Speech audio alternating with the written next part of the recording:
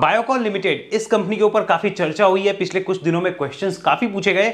कई लोगों ने पूछा कि क्या ये मल्टीबैगर है आने वाले समय का, तो कई लोगों के मन में ये विचार था कि क्या इससे हम कुछ रिटर्न निकाल सकते हैं, मल्टीबैगर चाहे मिले ना मिले लेकिन कुछ कैपिटल रोटेशन का मौका मिल सकता है।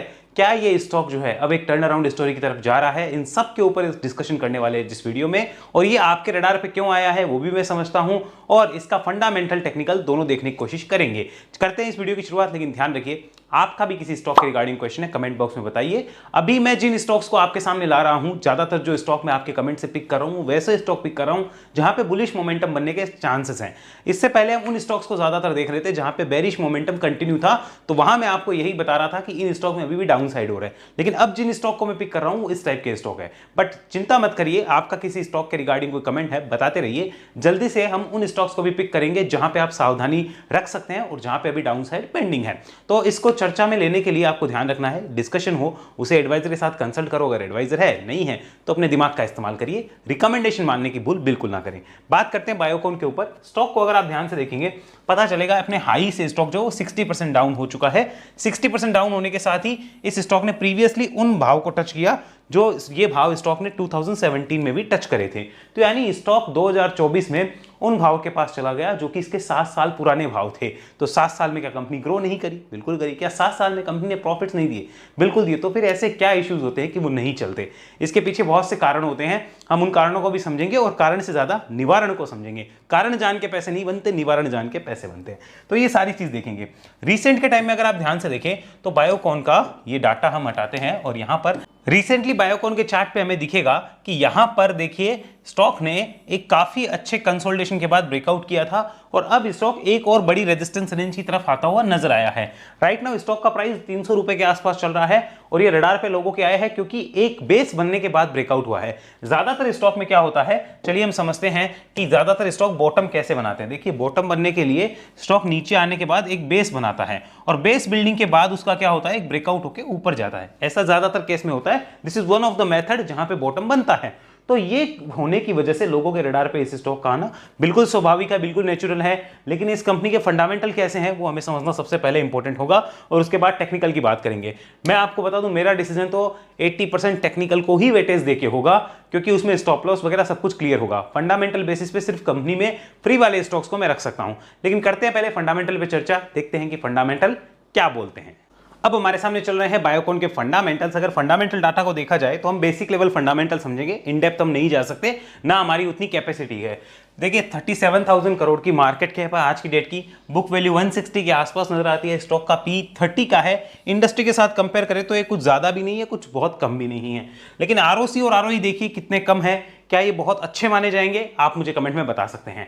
प्रोमोटर्स की होल्डिंग यहाँ पे अच्छी मानी जाएगी, दैट्स गुड। लेकिन ये डेट टू इक्विटी रेशियो मेरे लिए नेगेटिव है। यहाँ पे आप देख सकते हो 1:1 का डेट टू इक्विटी रेशियो है जो कि काफी अट्रैक्टिव नहीं कह सकते। अब हाँ, डेट को कंपनी कैसे यूज करती है दैट्स डिफरेंट मैटर। अगर कर पाती है और वो रिजल्ट में रिफ्लेक्ट होता है तब वो अच्छा कहा जाता है, वरना कोई काम का नहीं होता है। जनरल में वो काम का नहीं है। ईपीएस 10 रुपए के आसपास है और अगर इसको मैं करंट मार्केट प्राइस से कंपेयर करूं तो आज की डेट में 3% के लगभग आता है।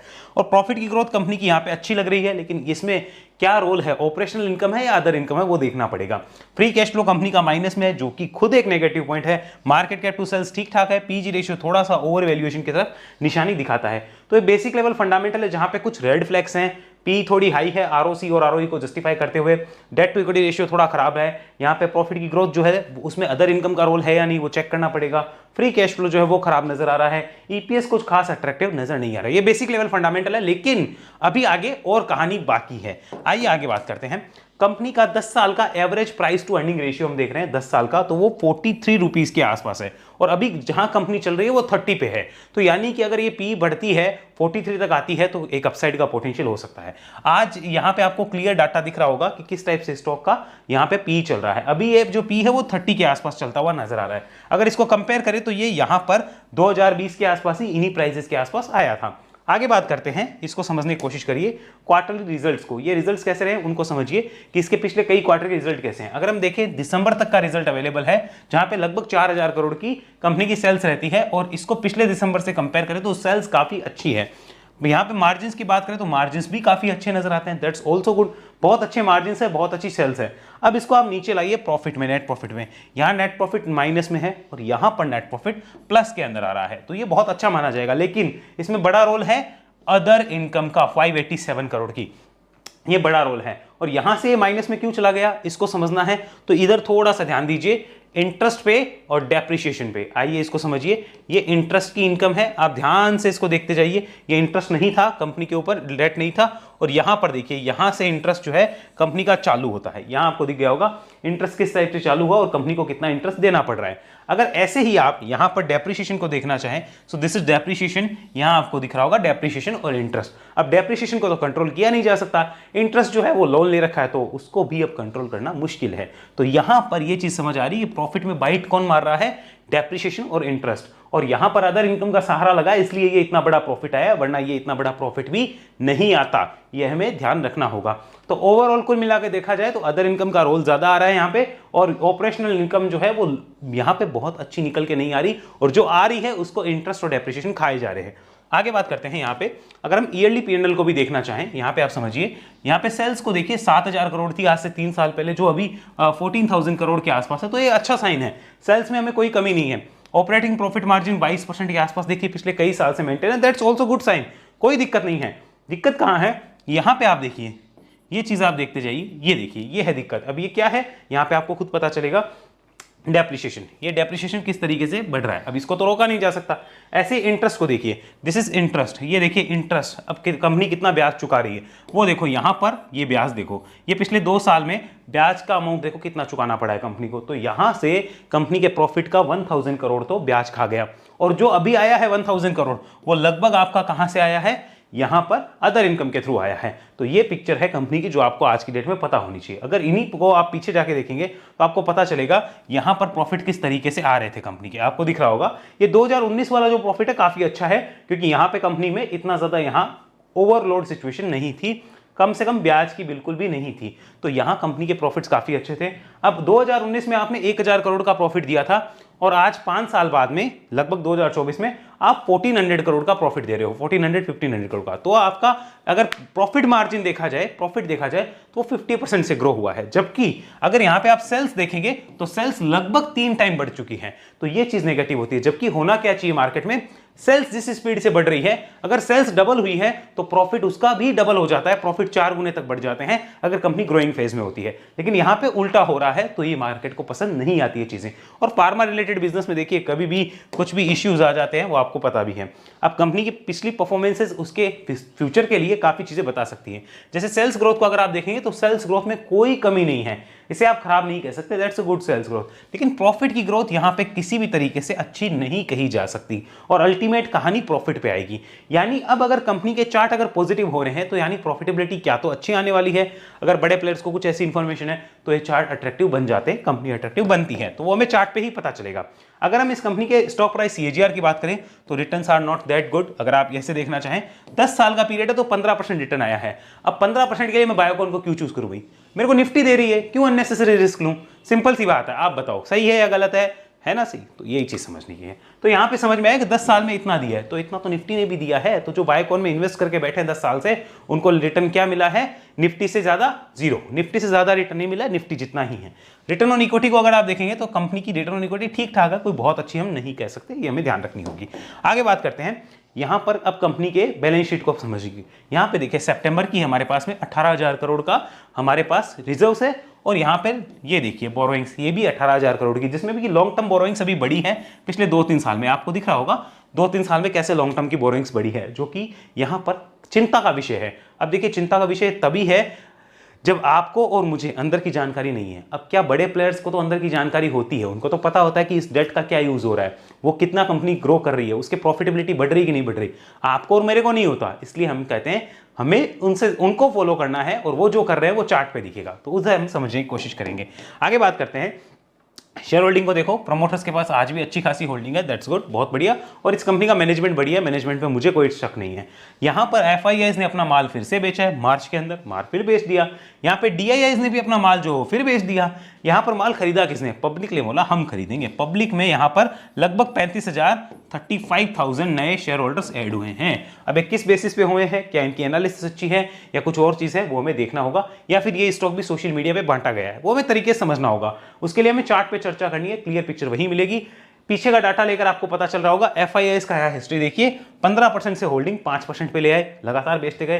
डीआईआईएस को देखिए, डीआईआईएस यहां पर लगभग अपनी होल्डिंग लगातार बढ़ाते जा रहे हैं। अगर आप ओवरऑल देखें तो होल्डिंग बढ़ी है, हाँ पिछले क्वार्टर से जरूर घटी है, बट ओवरऑल पिछले कई सालों में होल्डिंग बढ़ी है। पब्लिक को देखा जाए तो कुछ खास बड़ी नहीं है, ठीक ठाक होल्डिंग है, और प्रमोटर्स इंटैक्ट अपनी होल्डिंग रखे हुए हैं। तो ये बेसिक लेवल डाटा थे जो हमें पता चले बायोकॉन के। अब देखिए कंप्लीट पिक्चर चार्ट पे आएगी, लेट्स डू चार्ट पे चर्चा।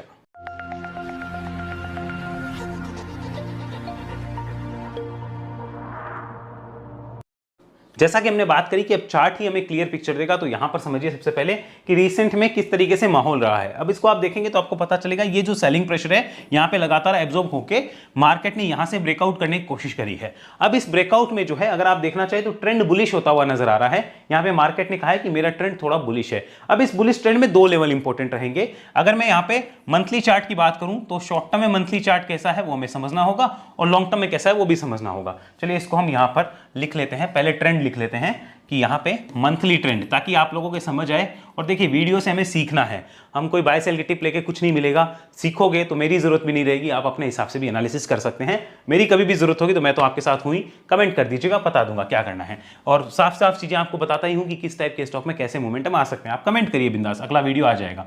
मंथली अगर हम ट्रेंड की बात करें तो ट्रेंड दो टाइप का है, एक तो है शॉर्ट टर्म ट्रेंड और एक है लॉन्ग टर्म ट्रेंड, दोनों ट्रेंड। तो अगर शॉर्ट टर्म ट्रेंड को मैं अभी देखूं, शॉर्ट टर्म ट्रेंड क्या है? बुलिश है, तो हमें लिखना होगा बुलिश। और यहां पर भी क्या है? लॉन्ग टर्म ट्रेंड अब बुलिश होता हुआ नजर आ रहा है, मतलब अबाउट टू बुलिश है, एग्जैक्ट हुआ नहीं है। तो शॉर्ट टर्म में इंपॉर्टेंट रहेगा 260 का लेवल। अभी 260 कहां से पैदा कर दिया भाई, हमें भी तो बताओ। तो 260 यहां से पैदा हुआ, यहां पर अच्छा बेस बना है 260 का।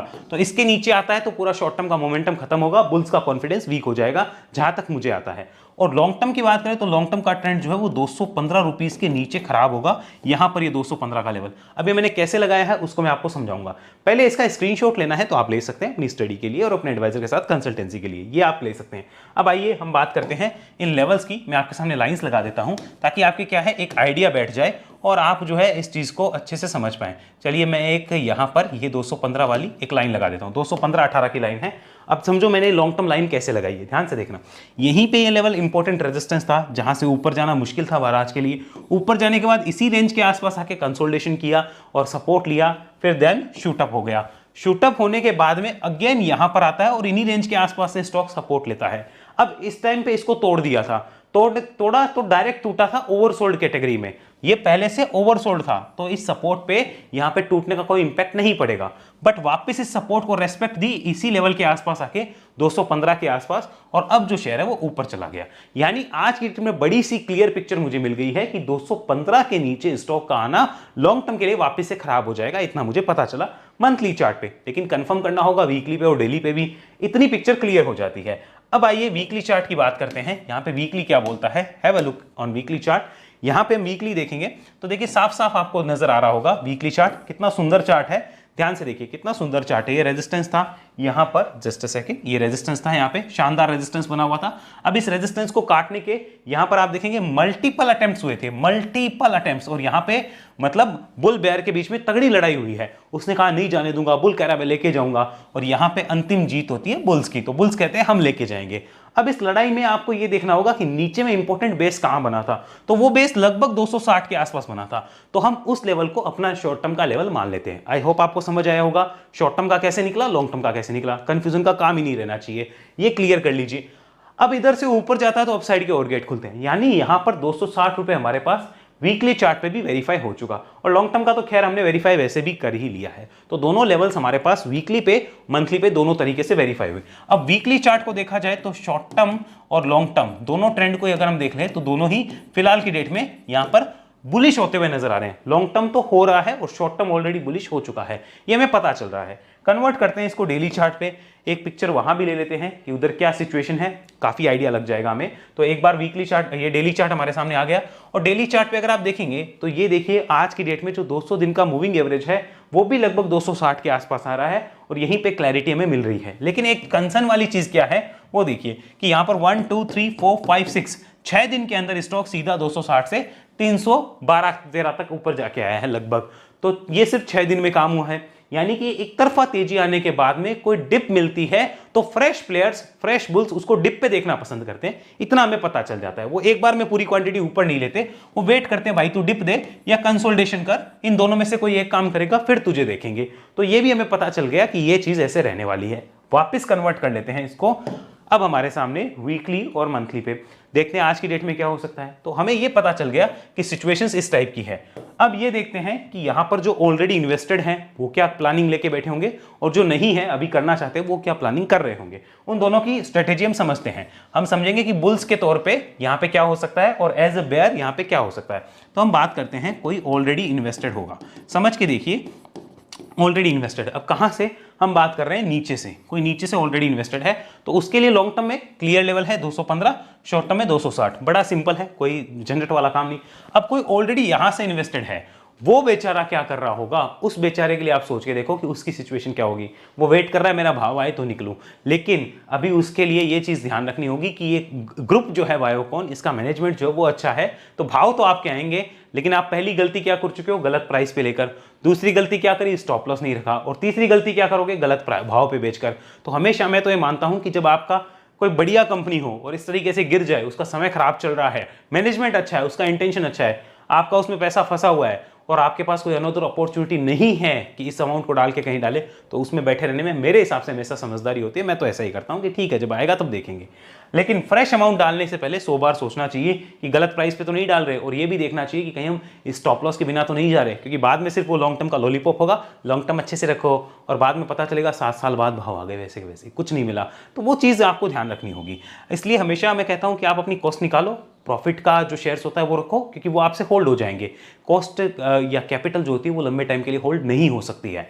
आइए आगे बात करते हैं। यहां पर बात करते हैं कि क्या यहां पे फ्रेश इन्वेस्टमेंट के लिए इसे बुल्स अभी देख रहे होंगे, तो आंसर है बुल्स यहां पे फ्रेश इन्वेस्टमेंट के लिए कौन से देखेंगे, पहले चेक करो कि फंडा कैसा है कंपनी का। तो फंडा ओके, नॉट गुड, ओके कह सकते हो, नॉट गुड नॉट बैड।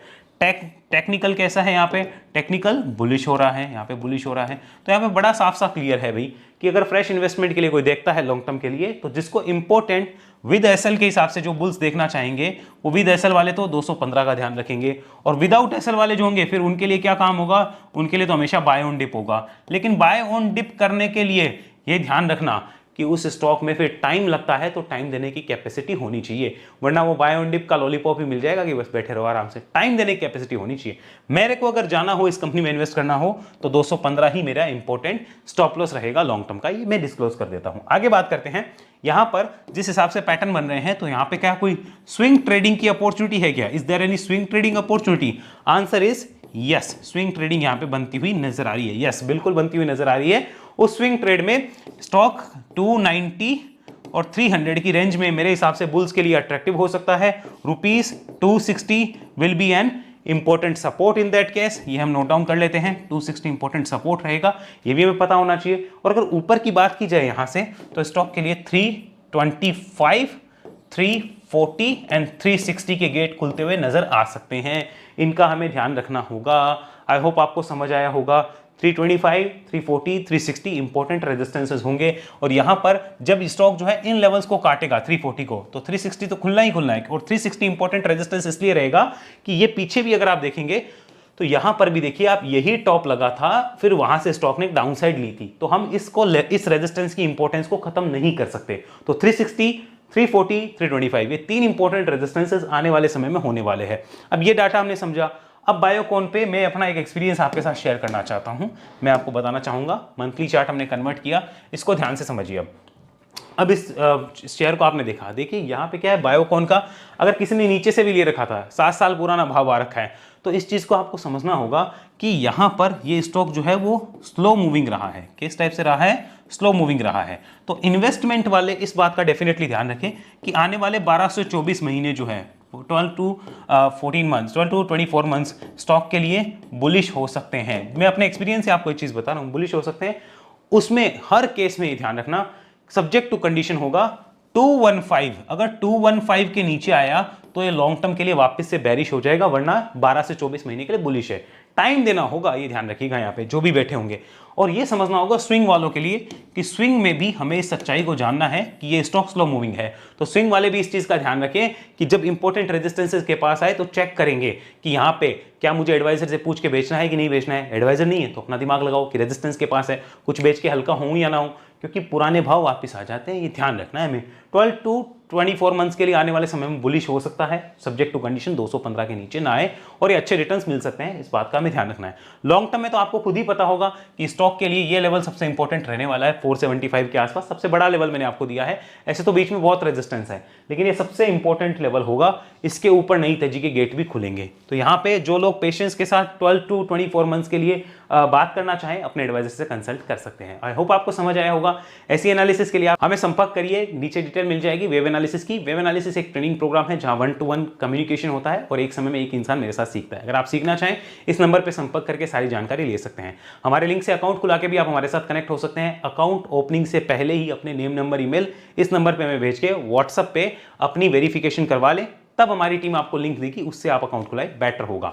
और अगर आप अकाउंट नहीं खुलवा सकते तो चैनल की डायमंड या एसटीपी मेंबरशिप लेके भी आप हमारे साथ कनेक्ट हो सकते हैं और हमारे सपोर्ट रेजिस्टेंस लर्निंग के पार्ट बन सकते हैं। अगर उसके पार्ट बनना चाहें तो चैनल की एसटीपी या डायमंड मेंबरशिप ले सकते हैं। एसटीपी के कुछ अलग फायदे और डायमंड के अलग फायदे। अगले वीडियो में मिलेंगे, तब तक के लिए धन्यवाद। जय हिंद, जय भारत।